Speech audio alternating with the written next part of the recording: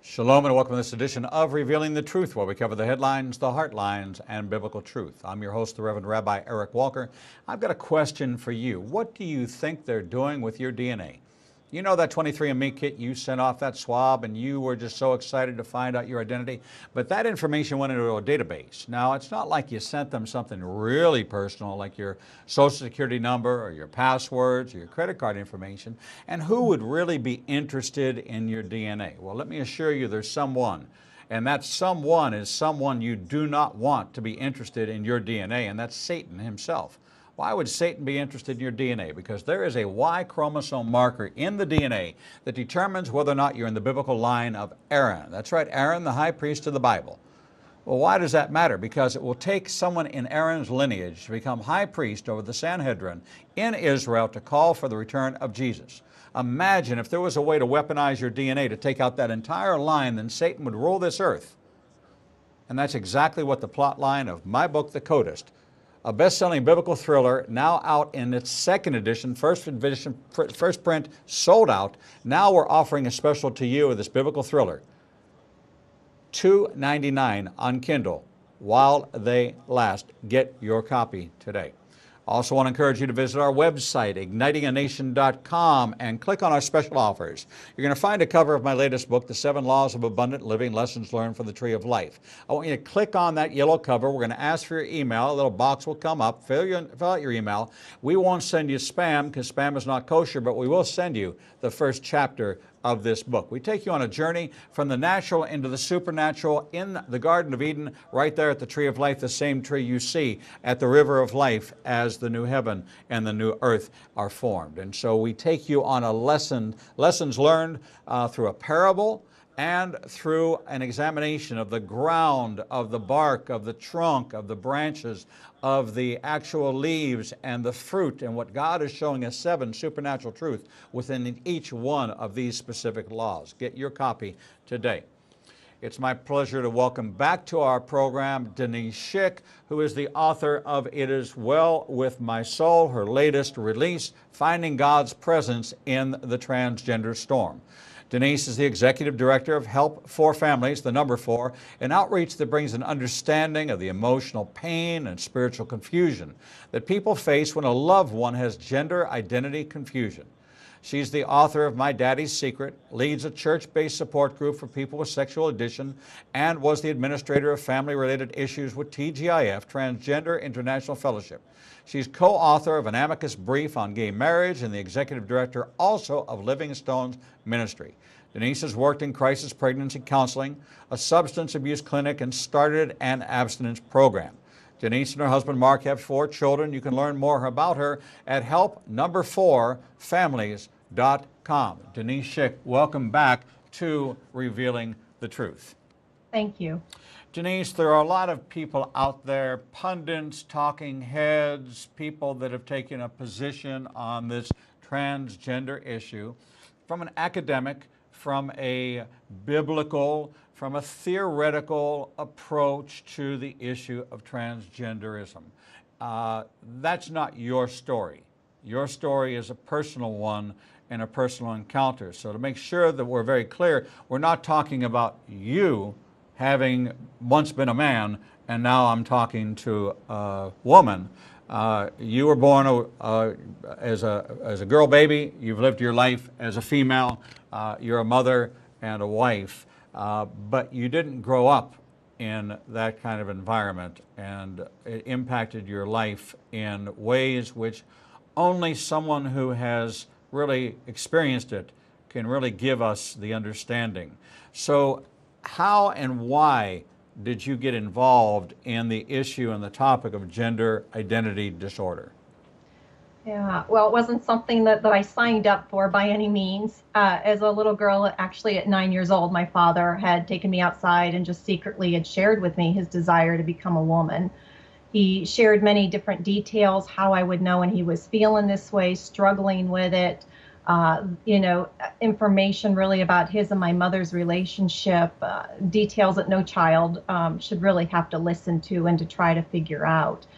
So at that time, I thought, this doesn't impact me. This is my dad. He's a separate being. He's a separate person than I am. But what I really discovered almost immediately was that I was grieving the loss of that father.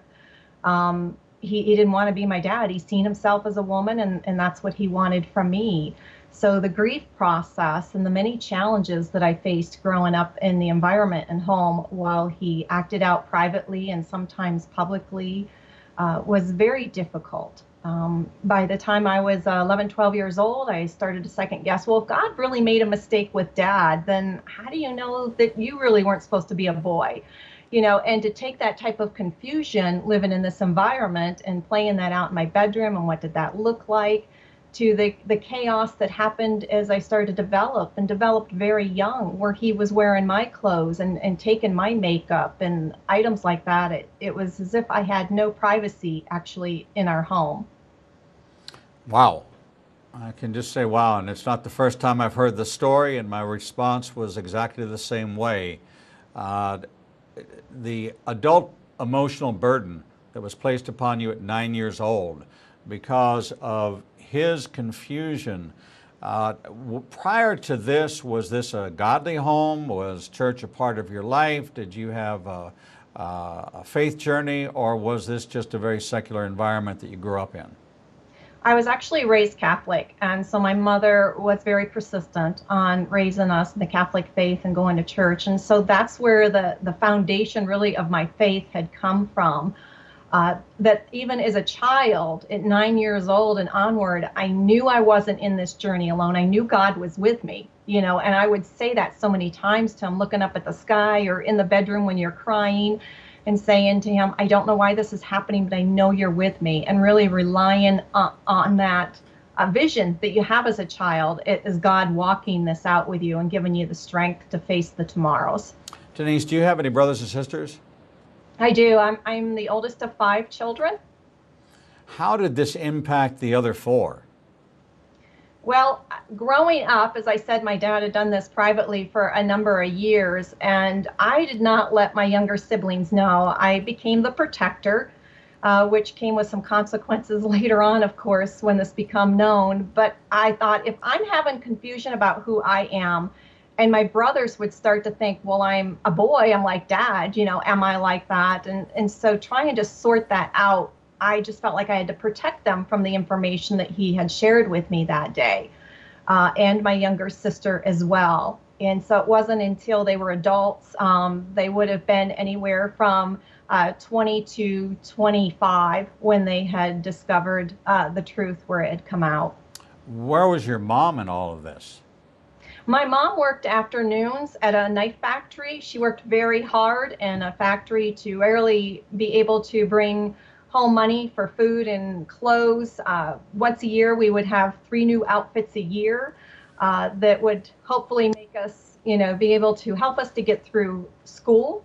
My dad wasted a lot of his money on his clothing, on his jewelry. He'd be way behind in the monthly bills. I remember one time where a bill collector had come to our home and had threatened him, and so it just wasn't very stable financially. Dysfunction, emotional, I almost want to say emotional abuse. Yes. That this was emotionally abusive to a 9-year-old, to carry the weight and the burden of this confusion, which only fostered confusion on your part. So it becomes a domino effect in many regards, as it plants a seed of doubt. And that seed of doubt breeds a harvest of weeds.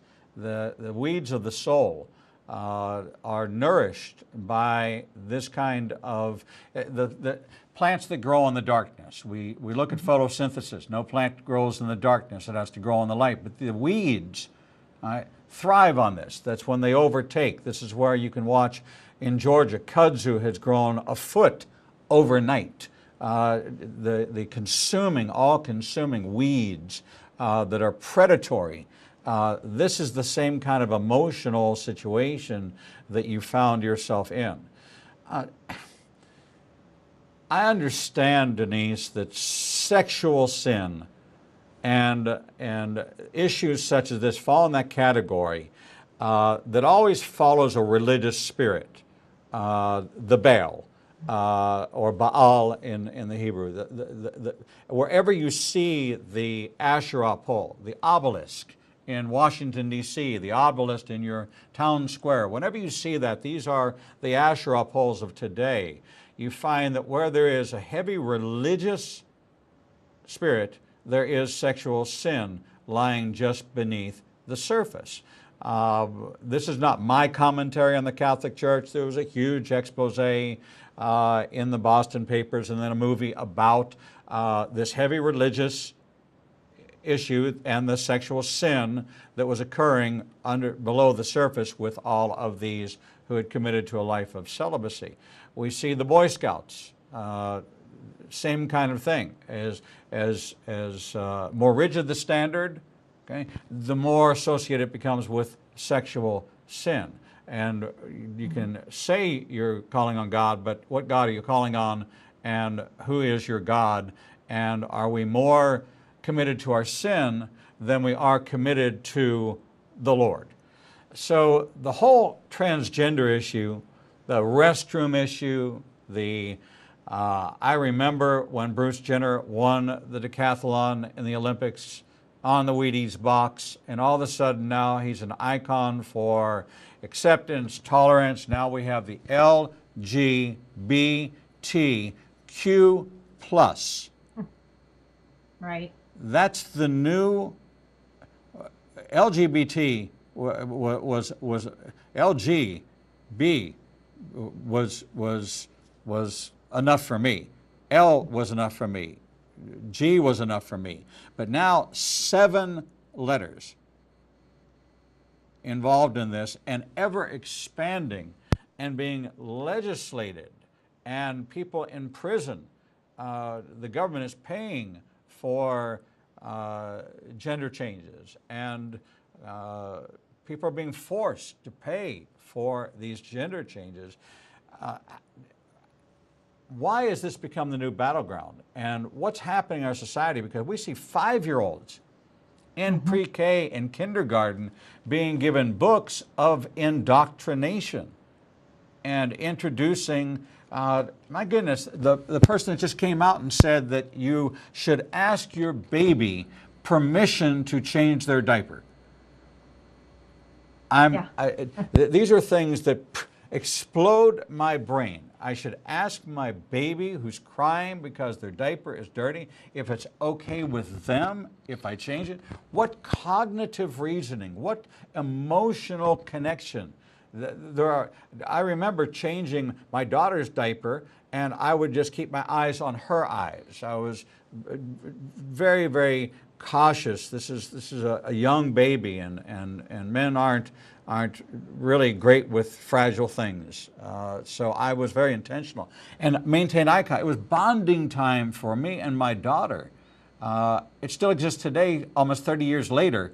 We are that bonded because we had a connection point. I wasn't going to just leave it to somebody else to do, but it certainly, how do we get here? You got to ask permission of your baby, and this is now the new way of thinking. Right. It is. And what we're doing as a culture is we're sexualizing children. And that's what it's coming down to.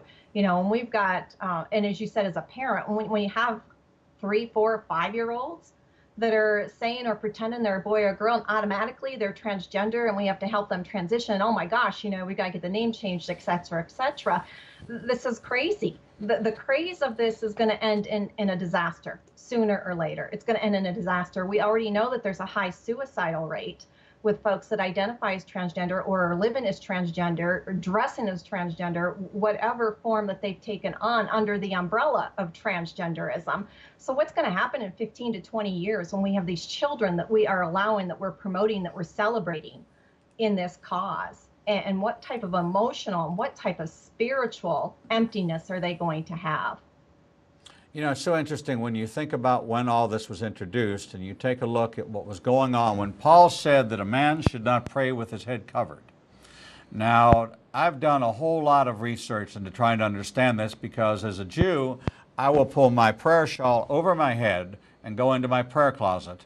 And that's exactly the image that I've been given from a child, coming into being a believer in Jesus. This was our tradition, and now we're told you can't pray with your head covered. Well, that doesn't make any sense for a rabbi to tell people don't pull your tallit up over your head if you're Jewish and pray with your head covered. So what was he talking about? And he's talking to a society where men took on the role of women in theater. It was always the man that played the female part in theater. Now you're dealing with an idea of this man praying with his head covering. What is a woman's head covering? It is her hair. And this is a thematic in the Bible. So a man wearing a wig and dressing up as a woman could very well be. I'm not stating that we have unequivocal evidence, but I certainly have enough time, place, and setting and confirmation in the Word of God that the reference to the head covering is a woman's hair. I believe that this lover of self, I love the image in the mirror, this covering of your head, man wearing a wig or exceedingly long hair, not like a man's haircut, but styling it like a woman. I had long hair in the 70s, but I didn't style it like my mother.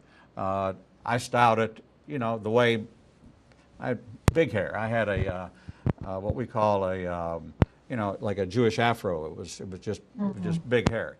But we've incorporated into society. When we think back to how it was introduced in society, Billy Crystal was the first gay character on television, and entertainment media brought it in the soap opera called Soap back in the late 70s. It was introduced into your home.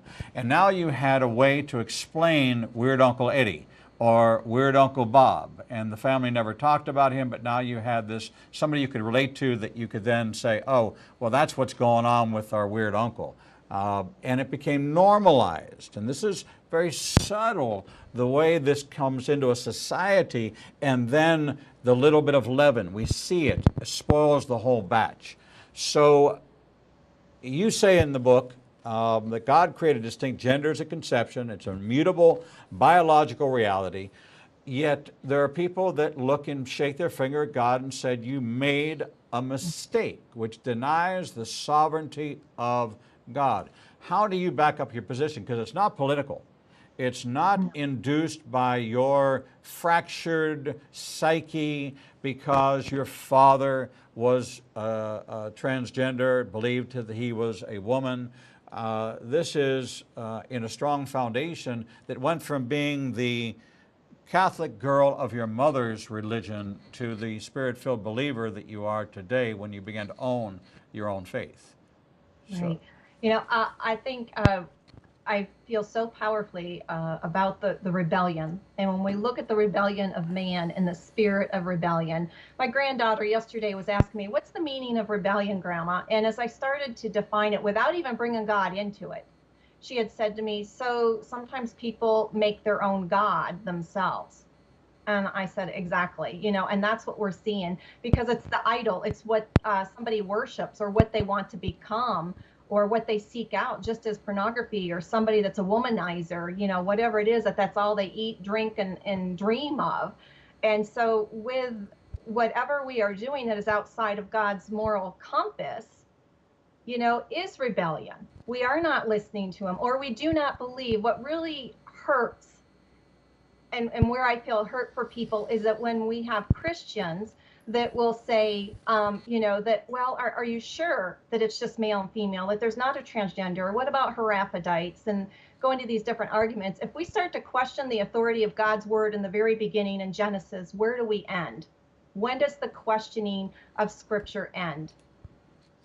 you know, Scripture says that they will reproduce after their own kind. There's no way that a male-male or a female-female relationship can fulfill the covenant blessing in the Edenic covenant that God made with Adam, that that man would produce after his own kind and animal would produce after his own kind. That is confirmed in Genesis chapter 7, chapter 6 and chapter 7, when we read the story of Noah, that he was to select one male and one female of each kind so that they could reproduce after their own kind, clearly stating that it was male and female, a distinction between the two, and that it would be the seed of the male which would fertilize the egg of the female. So this is the pattern that God created in the beginning. He created them both. When he says both male and female, he doesn't mean that I have this war and I'm a divided human being. It means that you were made a woman, I was made a man. Paul writes that this middle wall of separation, now there's no Greek or Jew, no male or female, is so blown out of proportion and so distorted, because what Paul saw, what I saw in the Second Temple period, was that when Jesus stood at the pulpit, he looked out and he saw men only. Women were up in the rafters. Okay? They weren't allowed to be near the men because they would make them unclean. It wasn't about distraction. It's just, how do you know that one of those women is not in her cycle and therefore can be make a male unclean? So they separated men and women. Then there were Jews inside the temple, and there were Gentiles in the court of the Gentiles. So now he's saying that it's not that you can't be a female because Paul says there's no male or female. All right? You can't use that. What he's saying is this wall of separation. It doesn't matter if you're Jewish. It doesn't matter if you're Gentile. It doesn't matter if you're a male. It doesn't matter if you're a female. You can accept God's plan of salvation regardless of your gender, regardless of your race. And there's only two races in the Bible, Jew and Gentile. That's all there is. And he says in Ephesians 2, from the two I shall make one. So this idea that God created both male and female within the same body, and therefore I'm embracing my female side as opposed to my male side, is not supported in Scripture when we look at creating the image of God. Is God a transvestite? Is God a homosexual? He talks about sexual sin all throughout the Bible, and it's always connected to the Baals, to the idols in our life that breed that sexual sin. We're talking with Denise Shick, author of It Is Well With My Soul, Finding God's Peace in the Transgender Storm, a first-hand account of how she came through this ordeal, this challenge in her life, and now today can say, hey, all is well with my soul, and how to navigate through what is considered to be a gender identity disorder. Now, I know that there's probably work being done in the AMA and in the whoever the psychiatric world is in trying to reframe this term and redesign all their textbooks and change it from a disorder to allowing it to fall into the realm of normal. Once you do that, then it is opens the door to polygamy, bestiality, and every other kind of sexual sin that you can possibly imagine. And it is a confusion that is purely of the enemy, the author of confusion. And once you realize that it has to do with confusion, it is paying homage to the Greek god Pan, author of pandemonium, panacea, pandemic, panic, all these things to confuse you. He was half man and half goat, and this world of confusion is paying homage to him as we're so confused, and of course to Satan, the author of lies, the father of lies, and the author of confusion. We're going to take a short break, and when we come back, we're going to dig into more of understanding this transgender and issue and what we can do, how we can do it, and how we can find support and help. We're not about just identifying the problem. Denise is committed to helping people find resolution and help with the challenges that they face. We'll be right back. Shalom. I'm the Reverend Rabbi Eric Walker, Executive Director of Igniting a Nation and host of the daily TV program Revealing the Truth, seen live every Monday through Friday from 9 a.m. to 1 p.m. Central Standard Time at www.ianbn.com, and then replayed throughout the day and night via our website. All of our segments can be seen on the Igniting a Nation YouTube channel. Since our launch in January of this year, we've expanded our global reach to over 54 countries with a social media following of over 125,000. Our commitment is to bring you the most in-depth interviews with authors, subject matter experts, and thought leaders from around the world. We have interviewed guests from Israel, Brazil, England, India, and all across North America. All of our authors are featured on the Books and Media page on our website, www.ianbn.com. There you can find a direct link to the book you want to order, and we receive a small commission directly from Amazon. There is no cost to you for this service. In addition to our daily teachings and interviews, we make available to you the archive of all of the interviews on our YouTube, Facebook, Twitter, and Instagram channels. Our live program is available from our homepage, and there is never a charge to you for any of this access. We made the decision long ago that we would remain a commercial-free resource that would not be influenced by any pressure from any outside company. There are only two ways that we are able to continue to operate this ministry and provide you with the only live 4-hour daily Christian television talk show program. The first is through your support and tax-deductible contributions to Igniting a Nation. These can be made directly through the donate button on the website or sent through the mail to Igniting a Nation, 2700 Corporate Drive, Suite 120, Birmingham, Alabama, 35242. The other way we support the program is by offering you a unique opportunity to have access to over 10 years worth of teachings on a subscription basis.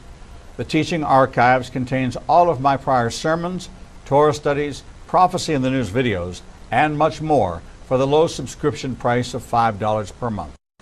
This subscription grants you unlimited access to over 800 hours of content not available elsewhere and is updated weekly with the most current prophecy classes. In addition to 20 hours of original TV programming each weekday, we invite you to join us live every Monday, Tuesday, and Thursday evenings for our Prophecy in the News classes. The times and locations are listed on our events page on the website www.ianbn.com. Every day you and I are faced with the challenge of where we will go to hear the truth. We are committed to bring you the only program of its kind that covers the headlines, the heartlines, and biblical truth. We cannot do this without your support.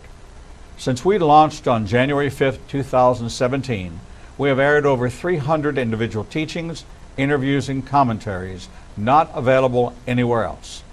We are now working side by side with almost every major Christian publishing house to bring you the most in-depth feature interviews possible. Our 1-hour features address every subject that affects the believer's life. We are hearing of salvations from the Middle East, Africa, and all across the United States. Lives are being changed every day, and we have only just begun. Our mission is to become your trusted resource and grant you access to the people, tools, and information you need to grow in your relationship with the Lord. You can help us by liking us on social media and through your financial support. We know you have many choices in who you support, but we are prayerfully asking you to consider helping us keep revealing the truth, true to our calling, to cover the headlines, the heartlines, and biblical truth like no other program available. Donate today and help us bring the message to the four corners of the earth. Visit www.ianbn.com and donate, buy a book, or subscribe to our teaching archives. Without you, we do not exist. Welcome back to this edition of Revealing the Truth, where we cover the headlines, the heartlines, and biblical truth. I'm your host, the Reverend Rabbi Eric Walker, and we're talking with Denise Shick, author of It Is Well With My Soul, Finding God's Peace in the Transgender Storm. Denise Shick, welcome back to Revealing the Truth. Thank you. Denise, is this a spiritual war? Is this an emotional war? Is this a mental illness? Where does this fall? Is it demonic? How would you categorize transgenderism? Well, I think, definitely recognizing it, that it's a disorder, even if you change it to distress. So there's something, mentally, emotionally with the person that's struggling with this type of issue, that obviously they look in the mirror and they see themselves for something other than what reality is telling them. No different than somebody that's anorexia or, any other multiple problems that somebody has. When we look at it spiritually, I look at this, I tell folks, put on your spiritual eyeglasses to see what's really happening. As you said, we have an enemy, and an enemy that is attempting to destroy God's creation. We were made in the image of God to create the creation of male and female, to cause chaos that really destroys families. It destroys many lives in the process of this. You have wives that are losing their husbands that they had given personal vows to. You have children that are losing parents to this, that are not okay with it and have their own problems because of it. It just goes on and on. It's just a ripple effect here.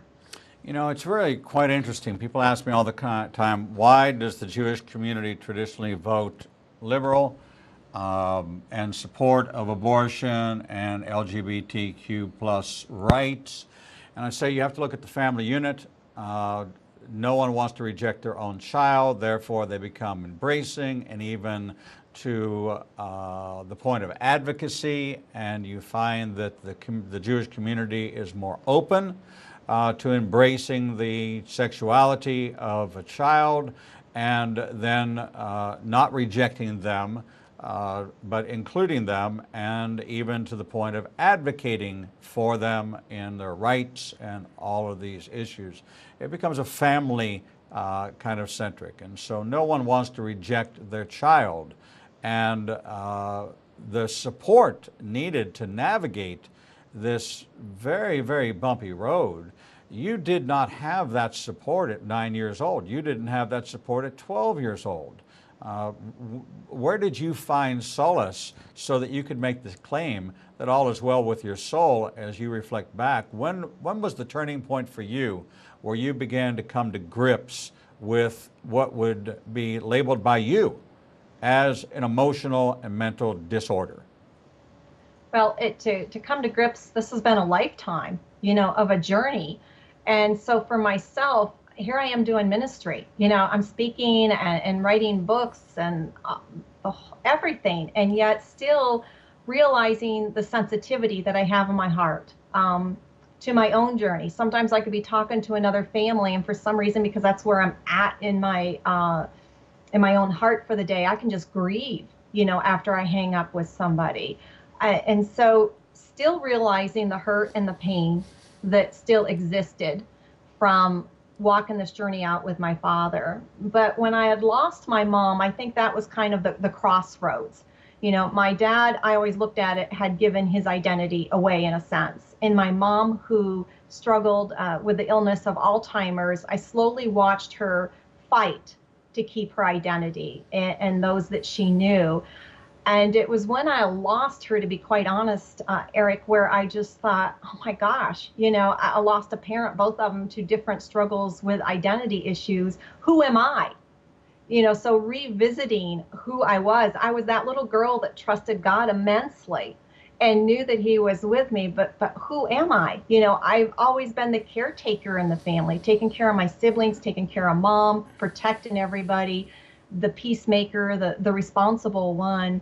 And yet trying to struggle again in my identity. Who am I in God? And needing to revisit that and to take it from knowing my identity with the Lord and allowing to really grieve again, grieve through that loss of losing a father that I loved, and grieving the loss of my mother, and becoming more of a child of God and allowing him to the innermost parts of myself and to finally reach that peace, that peaceful place to say, you know what, folks, I would not have picked this journey. There's not a one of us family members that would have. But to say to God, it is well. It is well with my soul. I don't like the lot that you had allowed to pass by me, but it's okay.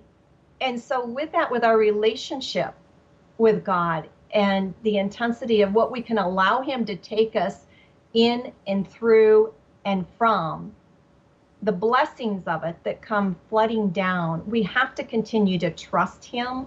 We have to continue to have our hope in him, and to allow him to work in us. And that's where I still had some work to do, was in Denise.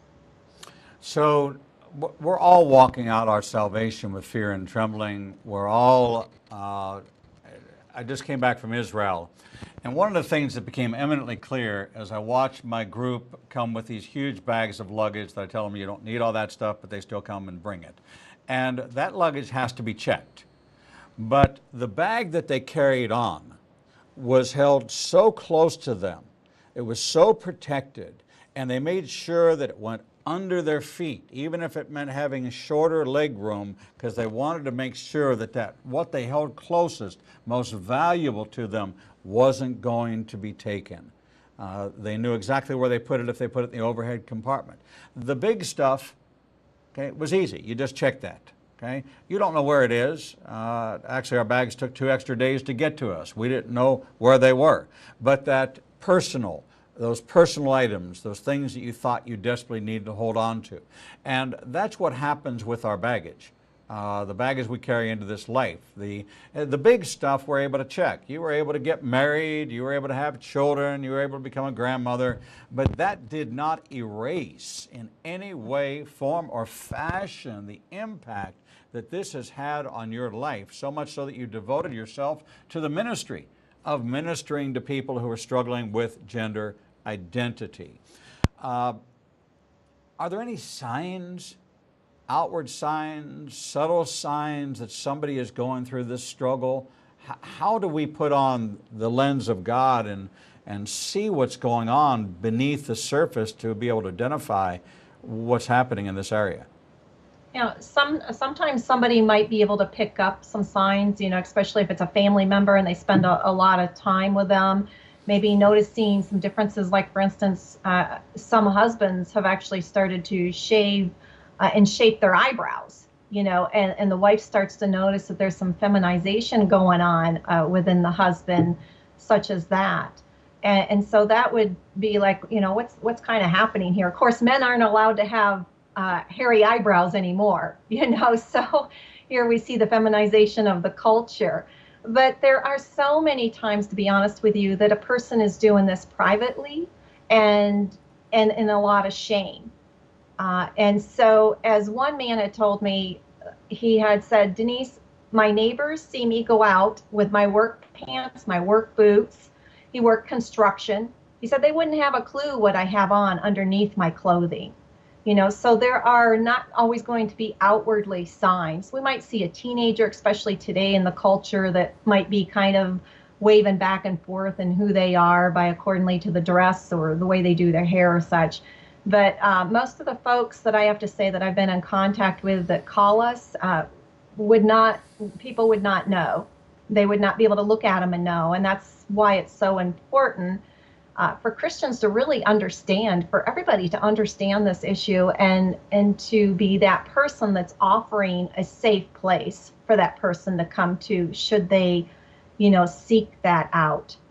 You know, it's so interesting as you're talking. I remember the many other television shows I've done where they take me into hair and makeup, and it is the most uncomfortable thing that I can possibly tell you when they tell me that they have to put makeup on me, and they say, well, you're under bright lights and we're going to take the shine off of you, we're going to smooth out the color, everybody has a little red, you know, we're going to take it out till it looks right. And I'm going, you know what, this is the way God made me. Okay, if I have a blemish, then I have a blemish. If I'm a little red one day because I've been out in the sun, then let me just be a normal. Nope. We have standards. We got to do your hair and makeup, and they'll spray the hair and they'll do this stuff. And I can't tell you how squirmy. So recently, I had to do a show, and they said, but you have to bring your own powder, and this is what you have to bring with you. And I was like, I'm going to go to the makeup counter, and I'm going to have to buy this. This is more uncomfortable than me buying feminine products. This is it just looks bizarre to me. Is this the right color? Is this the right shade? Here's the list of what I'm supposed to get, and it was just uncomfortable for me. So I'm pretty happy with my masculinity. Obviously, my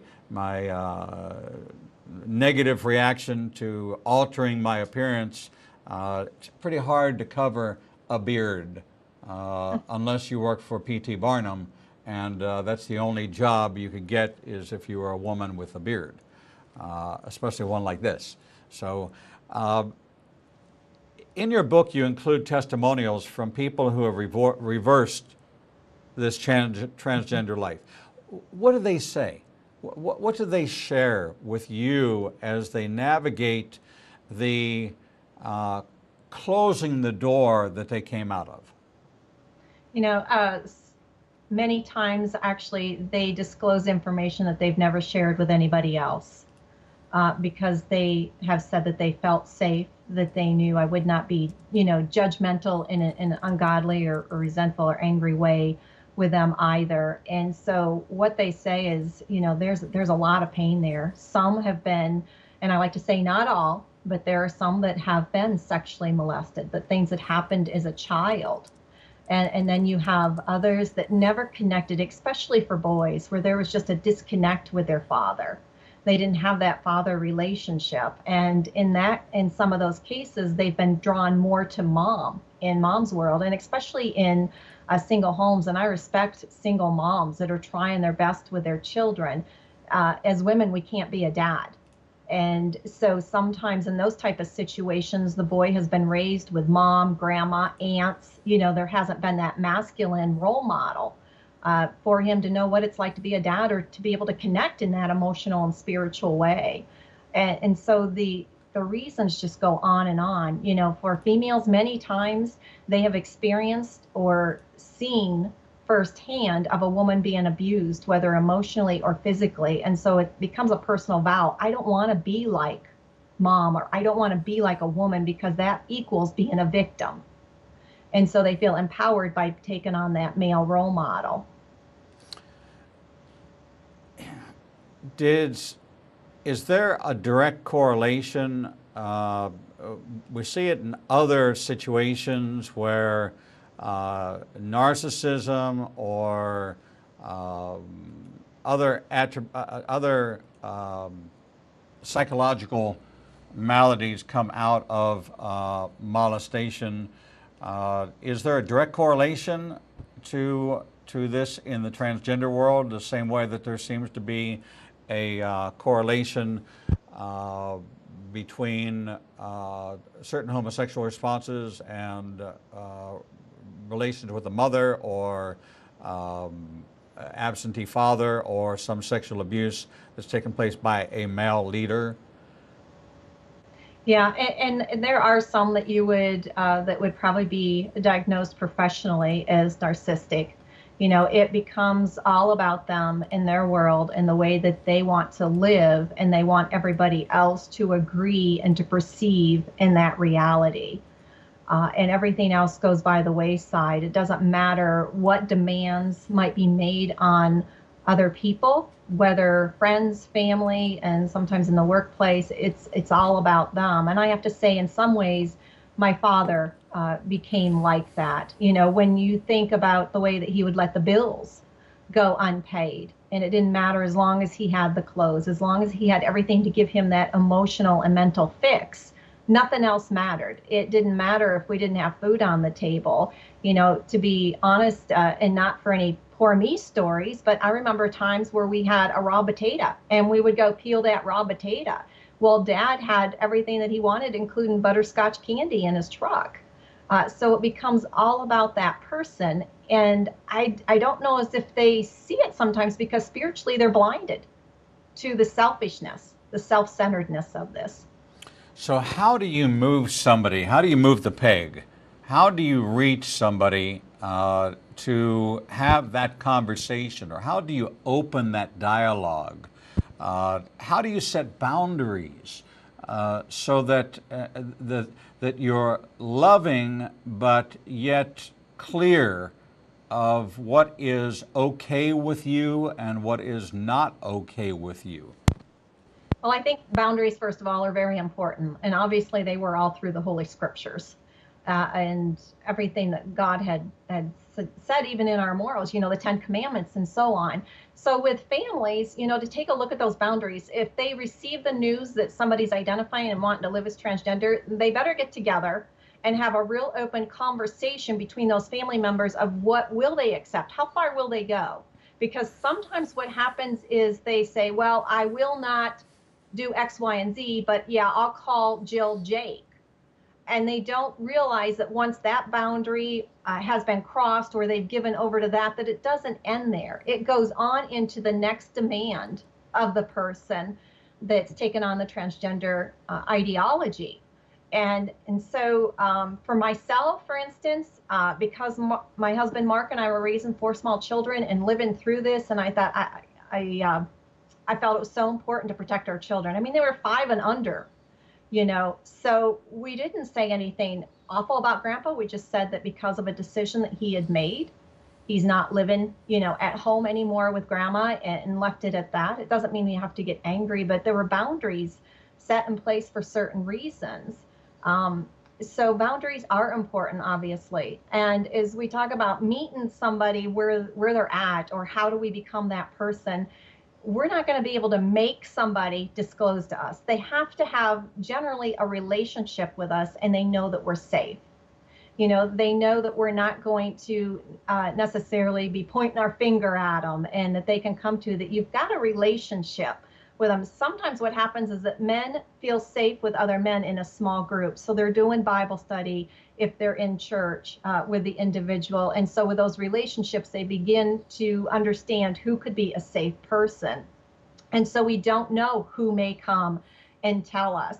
We can't change them. It's only by God that they can be changed. We can't make them seek help. Oh my gosh, I remember the times where I thought, Denise, if you were a better daughter, if you would try to show your dad love, if you would do the dishes right. He was very critical of everything I did. So if I did this right, if I did that right, that'll make him feel better about himself. And it didn't, and so it was realizing that it was God that he needed. And he needed to know that. He needed to see that in his own heart. And that's the way it is with all of us. Denise, as a minister, pastoral heart, compassion, how do we as the body respond to those within the transgender community? We want them to come to faith, but we don't want a RuPaul show in our synagogues and in our churches. We don't want a flamboyant, and we're not saying that all transgenders are flamboyant. We're not making any generalizations, but we just don't want to invite this